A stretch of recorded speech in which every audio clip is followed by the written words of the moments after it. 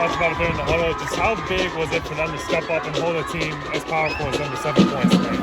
That was incredible. I don't know if you heard, but we lost our 2 corners, our 2 starting corners, and one of them's also our starting wide receiver because of contact tracing.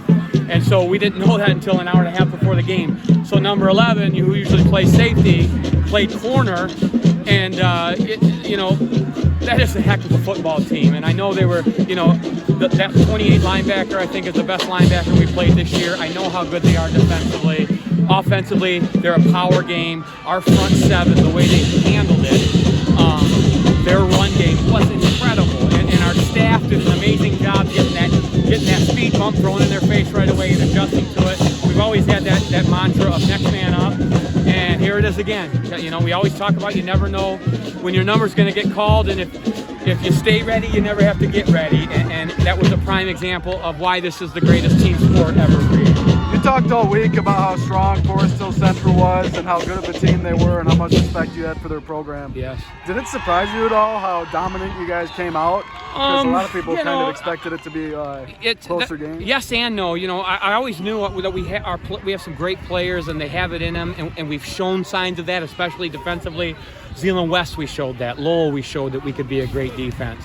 But to come out in hostile territory with kind of our history and our rivalry, and it's become a great rivalry, and so yes, but no, because Forest Hill Central is a great football team that's beat some good football teams, and we're happy that we're moving on, and I'm just proud of our kids and our staff. But that's a really good football team that's very well coached for sure. You guys are used to being, the top dog, being at home for a lot of games in the playoffs. So what was the adjustment like coming out and playing on the road in the first round? So, that's a great question. I contributed to our first 5 games. We had 4 away games. So we had three away games back to back to back, came home for 1 and had to go right back on the road. So I think I had that credit to that. We had to go all the way to Detroit to play one of those games.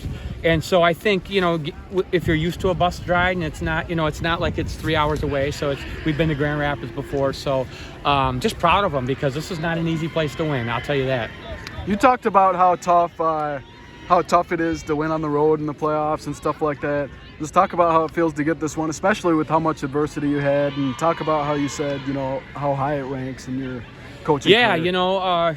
We've had some really nail-biting games, and I think the way that our kids played today, it ranks right up there because of kind of the adversity that hit us right before. We had no idea that was going to happen. And then for our kids just to handle it and say, all right, let's go, let's go get it for them.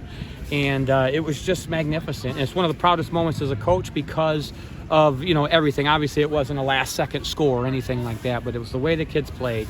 It was how they handled adversity. I loved how our sideline does. Our sideline had incredible energy, and we feed off that. And it was just one of my proudest moments as a head coach is the way they responded today.